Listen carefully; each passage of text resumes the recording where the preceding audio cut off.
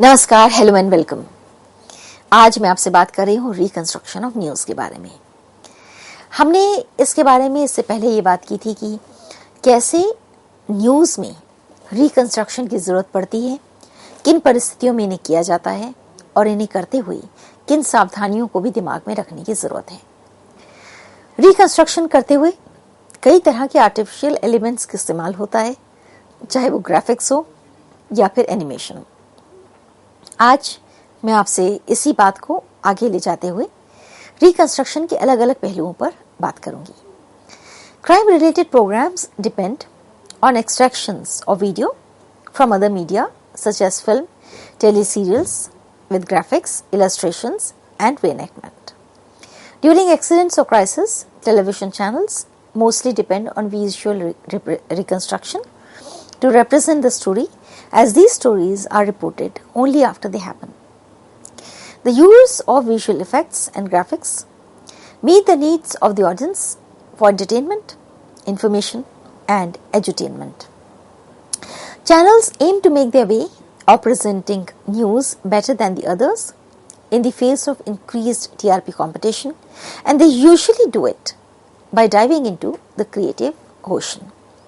तो होता यह है कि जैसे अगर कोई ट्रेजेडी है और उसे रीएनेक्ट किया गया है, कई बार उससे जनता को इन्फॉर्मेशन मिलती है, या कोई ऐसी घटना है जिसको एनालाइज किया जाता है और उसे एनेक्ट किया गया है या ग्राफिकल रिप्रेजेंटेशन के जरिए बताया गया है, तो भी उसकी लोकेशन, उस घटना के बारे में जानकारी जनता तक आती है। लेकिन जब भी एनेक्टमेंट असल में सिर्फ टीआरपी या फिर वो एंटरटेनमेंट को जोड़ देती है क्राइम के साथ, तब एक समस्या खड़े होने के चांसेस काफी हद तक हो जाते हैं। इसी तरह कई बार क्राइम शोज के साथ कई अलग विधाओं को जोड़ दिया जाता है। कभी कभी उसे एक पॉडकास्ट के जरिए, सीरियल्स के जरिए, एक लंबी सीरीज के जरिए, सस्पेंस थ्रिलर्स के जरिए भी पेश किया जाता है। For suspense and mystery driven stories, the distortion often found in electronic media can quickly convey that not all is as it seems. कई बार ये शोज वो भी दिखाते हैं जो असल में हकीकत नहीं होती। While crime dramas have number of plots, crime drama theme songs are often empathetically relaxed. कई बार ये भी होता है कि क्राइम से जुड़े हुए संगीत, उसकी स्क्रिप्ट, उसका डायलॉग राइटिंग कुछ ऐसा होता है कि क्राइम से बड़ा उसका रिप्रेजेंटेशन दिखने लगता है। यहाँ एरिक्सन की एक बात आपसे शेयर करना चाहूँगी। We live in a dramatized world where the media are participants in the processes they represent. The language used in a news report is critical in constructing the consumer's reality and perception of crime. Crime is generally seen as a series of dramatic images such as murder, rape, terrorism, etc. shoot through our overburdened minds. It is seen as an unknown and feared creature, as a criminal, a hapless and pitiful victim, and an overtly dramatic crime scene. This imagination is given a definite representation by television broadcasts of the crime. Ghosh and Mukherjee की ये जो definition है, ये reconstruction of news का एक तरह से सार प्रस्तुत करती है, क्योंकि रिकंस्ट्रक्शन में एक डर, एक फियर, एक तरफ एक क्रिमिनल, दूसरी तरफ विक्टिम और तीसरी तरफ ड्रामेटाइजेशन, इन सब के साथ मिलाकर बना दी गई इमेजिनेशन से जनता के दिमाग में कई बार जो असर पड़ता है वो बहुत सालों तक भी मौजूद रह सकता है। ग्रियर ने 2005 में ये कहा और पाया that all media tends to exaggerate the extent of violent crime, despite the fact that most crime is fairly routine, trivial and non-dramatic.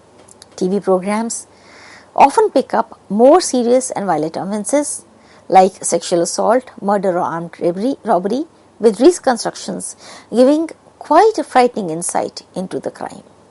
This focus on the dramatic side of crime is a routine feature on TV programs or films as well as news reports and gives a false and misleading impression of the real extent of such crimes. कई बार crime shows या फिर news के अंदर ही reconstruction इस तरह होती है कि वो असल घटना से बहुत दूर होती है, लेकिन जनता उसे देखकर उसी के आधार पर अपनी एक विचारधारा बना लेती है जो हो सकता है पूरी तरह से सही ना भी हो। ये भी कहा जाता है कि रिकंस्ट्रक्शन के साथ जब मीडिया ट्रायल आपस में जुड़ जाती है तो उसका भी जुडिशियल प्रोसेस पर असर पड़ने के आसार हो सकते हैं। इसीलिए रिकंस्ट्रक्शन को लेकर यह हर बार कहा जाता है ये चुनौतीपूर्ण है और दूसरा इसका तथ्यपरक होना जरूरी है। Such programs retell the story melodramatically to make the viewer enjoy the program as well as use it as a tool to inform viewers regarding the seriousness of a particular issue. This way prompts the viewer to enjoy the thrill of the gruesome crime and the knowledge that the culprit is still free. ऐसा भी बहुत बार हुआ कि किसी एक gruesome crime, किसी विद्रूप crime को इस तरह प्रस्तुत किया गया कि कई लोग जैसे उसे एंजॉय करने लगे। ये भी अपने आप में बहुत ही खतरनाक और अकल्पनीय स्थिति है। There is a very thin line between spreading awareness and sensationalism when it comes to this genre. Though the concept may be appreciated, the negative impact is hardly taken into consideration. These shows tend to desensitize people to crime. Therefore, sometimes, even if a murder takes place in front of their eyes, people will take photographs rather than other preventive action. Viral videos of crimes are spreading and breaking down the wall between the real and the virtual. ये इसके खतरे हैं। बहुत ज़्यादा representation of crime से कई बार insensitivity भी generate होती है और बहुत बार ऐसा भी होता है कि क्राइम सीन में अगर अचानक कुछ हुआ कहीं सड़क पर, कहीं खुली सड़क पर, तो लोग वहाँ मदद करने की बजाय वीडियोस बनाने लगते हैं क्योंकि उन्हें लगता है कि शायद ये भी एक तरह का जर्नलिज्म है। To avoid sensationalism and scenes provoking violence, they are put under scrutiny by various agencies like the Censor Board, which monitors the projection of the content of a TV show and web series. यही वजह है कि अब solution के आधार पर अगर हम बात करें तो नेशनल ब्रॉडकास्ट एसोसिएशन टेलीविजन के लिए और फिल्म के लिए सेंसर बोर्ड ये इस बात पर ध्यान रखते हैं कि कहीं रिप्रेजेंटेशन में मिसरिप्रेजेंटेशन ना हो। द न्यूज़ ब्रॉडकास्टर्स एसोसिएशन यानी कि NBA represents the private television. ये बात मैं आपसे इसलिए साझा कर रही हूँ कि एक स्टूडेंट के नाते ये आपको मालूम होना चाहिए कि टेलीविजन का काम भले एक वॉच डॉग के तौर पर काम करना है, लेकिन इस वॉच डॉग के ऊपर भी एक वॉच रखने का काम NBA करता है। NBA was established in 2008 and this association was set up to deal with operational regulatory, technical and legal issues affecting news and current affairs channels. NBA represents a unified and credible voice before the government on matters that affect the growing industry. And its mission is to serve as the eyes and ears of the private news and current affairs broadcasters, to lobby on its behalf and to act as a central point of joint action on matters of interest.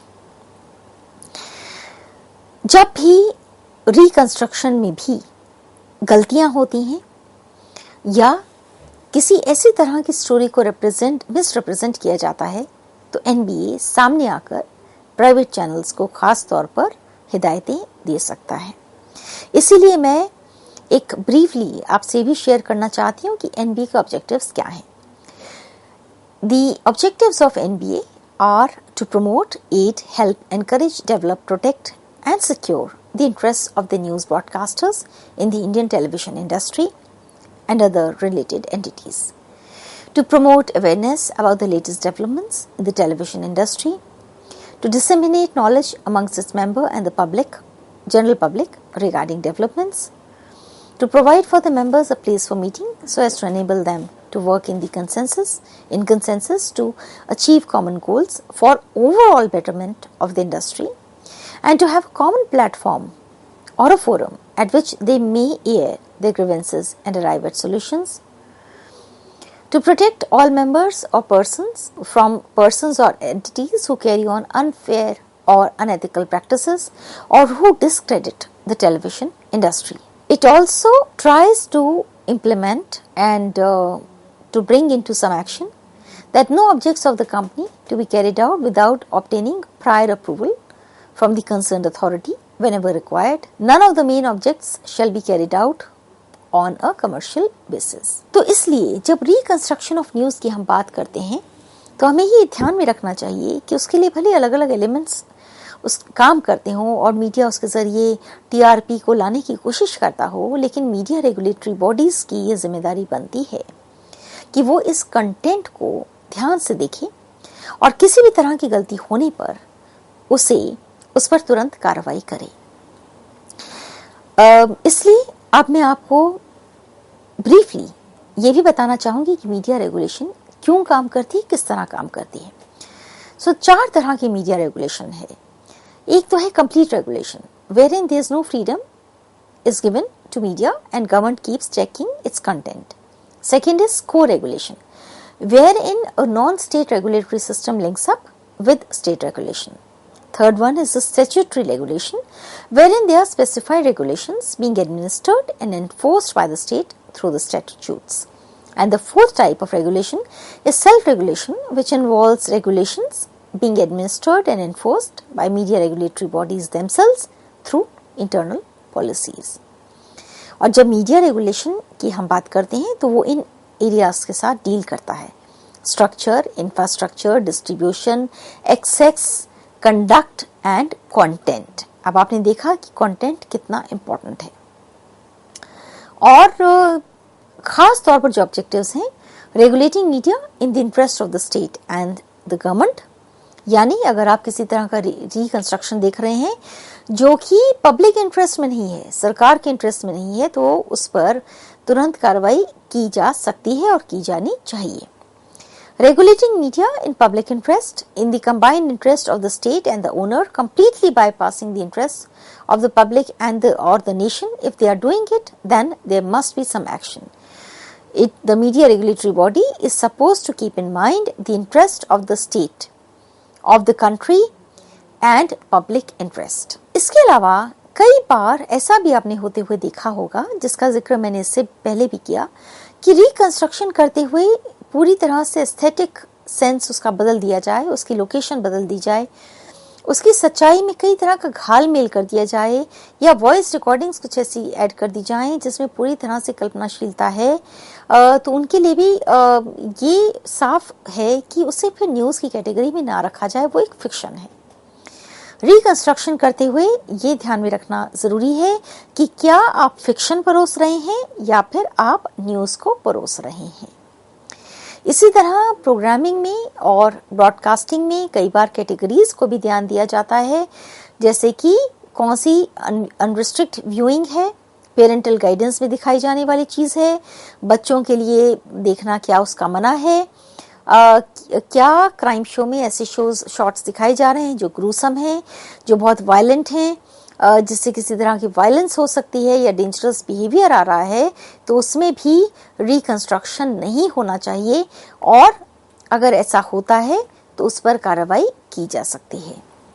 बीते कई सालों में ऐसी कई घटनाएं हुई जब सरकार ने, इंफॉर्मेशन एंड ब्रॉडकास्टिंग मिनिस्ट्री ने सामने आकर कई चैनल्स को नोटिसेस भी इशू किए, जिसमें ये साफ तौर पर कहा गया कि मीडिया को it has to be cautious in the way they are projecting certain cases of crime.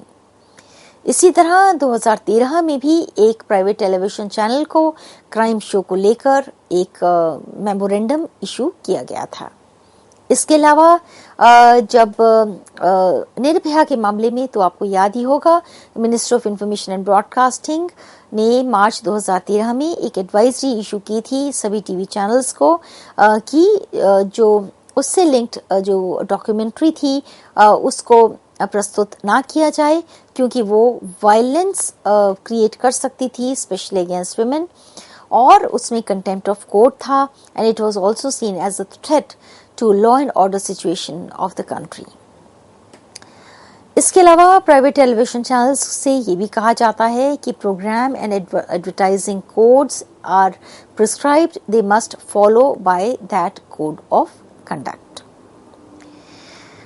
कभी कभी ऐसा भी होता है कि क्राइम शो के रिकंस्ट्रक्शन से कोई एक हिस्से में कोई फायदा भी हो सकता है, जैसे कि एक जगह ये कहा गया है कि viewers watching news channels tend to move away if the news item doesn't interest them, but with programmes which has new construction people generally stick to channel and thus create a loyal viewership base. ये चैनलों के अपने मुनाफे के लिए सही बात हो सकती है, लेकिन जरूरी नहीं है कि उसका जनता पर अच्छा असर भी पड़ता हो। इसी तरह usage of graphic elements in news construction makes it easy for people to understand. The addition of visual images makes it more appealing and memorable to the general population. The use of large, bold headlines makes it simple for consumers to grasp the concept. People can get the knowledge they need by looking at facts provided in a tabular manner on screens. मान लीजिए कि कोई घटना है और आपने उसे chronological order में लिखा है और आपने तथ्य परख लिखा 5W1H और आपने उसे रिप्रेजेंट किया है, तो वो जनता को मदद करेगी ये जानने में कि कौन सी घटना कहाँ हुई, कैसे और क्यों हुई। लेकिन यहाँ पर भी वर्ड ऑफ कॉशन ये है कि अगर आप उन 5W1H से आगे जाकर कुछ और करने का प्रयास कर रहे हैं जिससे सिर्फ आपका मुनाफा हो और जनता को वो मानसिक दबाव देता हो, कानूनी तौर पर सही ना हो, तो वो स्वाभाविक तौर पर आपके लिए और चैनल के लिए परेशानी की वजह बन ही सकता है। एक और बात कि ऐसे क्राइम शोज कई बार क्रिमिनल्स के लिए, अपराधियों के लिए बहुत मददगार साबित होते हैं। कई अपराधियों ने ऐसा कहा भी है रिकॉर्ड पर कि क्राइम शो से उन्हें किसी चीज को, किसी अपराध को करने की जैसे एक प्रेरणा मिल गई हो। इसी तरह कई बार ऐसे क्राइम शोज में रीएनेक्टमेंट से जो हमारे तंत्र की खामियां हो सकती हैं या जांच परख में कोई खामी हो सकती है जिसकी वजह से कोई अपराधी छूट गया हो, वो दिखाया जाना भी समाज के हित में बिल्कुल नहीं हो सकता। इसी तरह क्रिमिनल माइंडसेट, क्राइम करने की तैयारी से अगर किसी अपराधी या आपराधिक प्रवृत्ति के लोगों को फायदा होता है तो वो भी जनहित में बिल्कुल नहीं है। लेकिन अगर रीएनेक्टमेंट से जनता को अलर्टनेस मिलती है, अवेयरनेस आती है, वो विजिलेंट होते हैं, आसपास की परिस्थितियों को लेकर ज़्यादा जागरूक होते हैं, तो वो बात अलग है। लेकिन अगर वो ज़्यादा फायदेमंद अपराधियों के लिए है तो ऐसे रीएनेक्टमेंट पर सरकार कभी भी अपनी तरफ से कार्रवाई कर सकती है। इसी तरह कई बार इसकी वजह से एक नेगेटिव इम्पैक्ट सोसाइटी पर पड़ने की संभावना भी होती है। और सीक्वेंस जब हम बार बार बनाते हैं किसी क्राइम शो का और अगर अपराधी वहां से भाग चुका है तो ऐसे क्राइम शो को देखने से वो ज़्यादा अलर्ट हो सकता है, इसकी संभावना भी बहुत ज़्यादा होती है। कई बार रीएनेक्टमेंट या रिकंस्ट्रक्शन से एक फियर की भावना, डर की भावना, असुरक्षा की भावना भी पैदा होती है, आमतौर पर बच्चों में और बुजुर्गों में। कई बार एक छोटे अपराध को बहुत बड़ी तरह से, बहुत ग्लोरीफाई करके दिखाने से भी समस्या खड़ी होती है।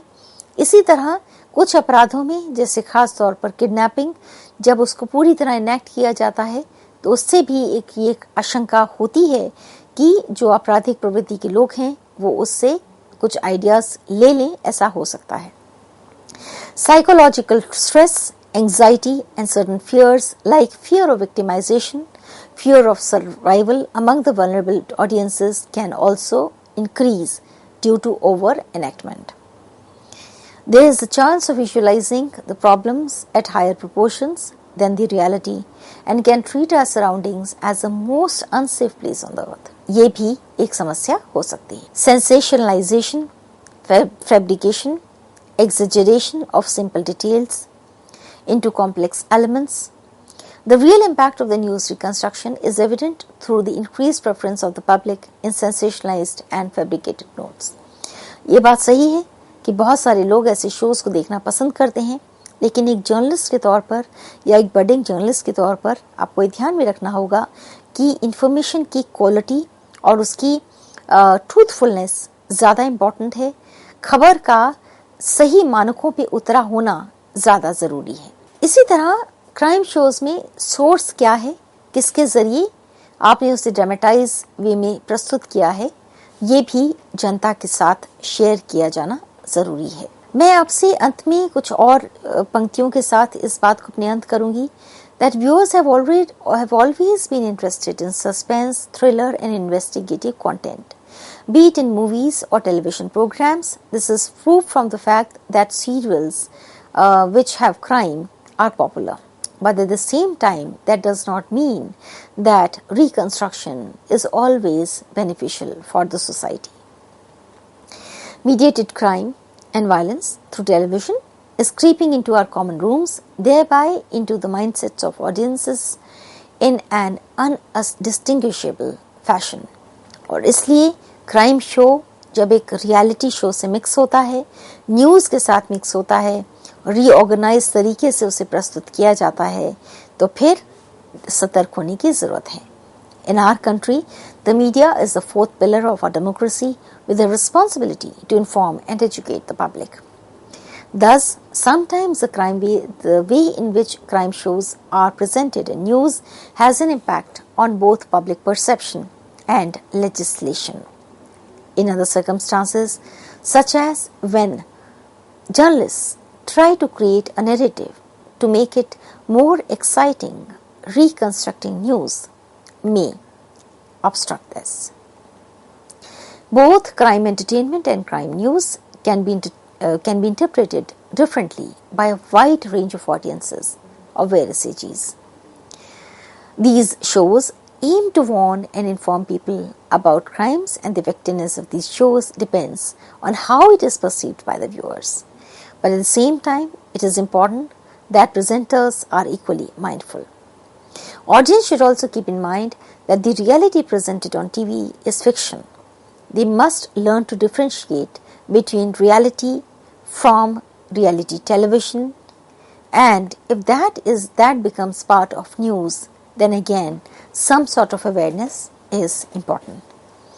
तो आज के लेक्चर में आपसे मैंने रिकंस्ट्रक्शन ऑफ न्यूज़, ये क्यों होती है, कैसे इसे किया जाता है, इसकी चुनौतियाँ क्या हैं, सरकार के नियम क्या हैं और एथिक्स के लिहाज से इसकी कवरेज किस तरह से की जानी चाहिए, इन मुद्दों पर मैंने आपसे बात की। ये बात ज़रूर है कि क्राइम शोज़ या रिकंस्ट्रक्शन कई बार एक पॉपुलर कल्चर को जन्म देते हैं, जनता उसे देखना पसंद करती है, लेकिन इसका मतलब ये नहीं है कि वो हमेशा जनता के लिए फ़ायदेमंद होगी।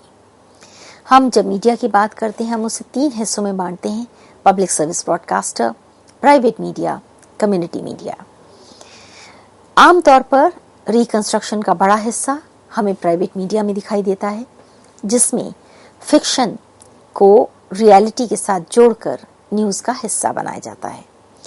और जब ऐसे रिप्रेजेंटेशन फैक्चुअल नहीं होते और उन्हें रिपीट करके बहुत बार दिखाया जाता है, तो उससे सामाजिक जो हमारा ढांचा है उस पर असर पड़ सकता है, और इसीलिए मीडिया एथिक्स के लेंस से देखा जाना ज़रूरी है कि जब हम उसे रिकंस्ट्रक्ट कर रहे हैं तो वो फैक्चुअल है या नहीं।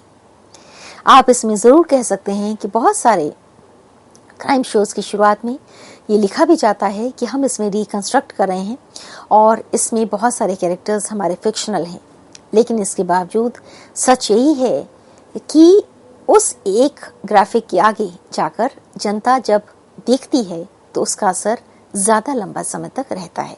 इसलिए while we talk about reconstruction of news, we have to be careful that what we are showing on television should be completely ethical and should be assessed on the basis of facts. आज के इस lecture को तैयार करने के लिए मैंने बहुत सारे सोर्सेस पर काम किया। हालांकि इस पर एक कॉम्प्रिहेंसिव रिसर्च कहीं नहीं मिली, बहुत सारी चीज़ों को जोड़ा और क्लासरूम टीचिंग के अपने अनुभवों को जोड़ा, जर्नलिज्म के अनुभवों को जोड़ा और उसके बाद रिकंस्ट्रक्शन ऑफ न्यूज़ पर आपसे बात की। ये कुछ लिंक्स हैं जो आप चाहें देख सकते हैं, कुछ एक किताबें भी यहाँ पर लगी हैं, आप उन्हें भी देख सकते हैं और हो सकता है इनसे आपको और भी मदद मिले। आज के लिए इतना ही। नमस्कार।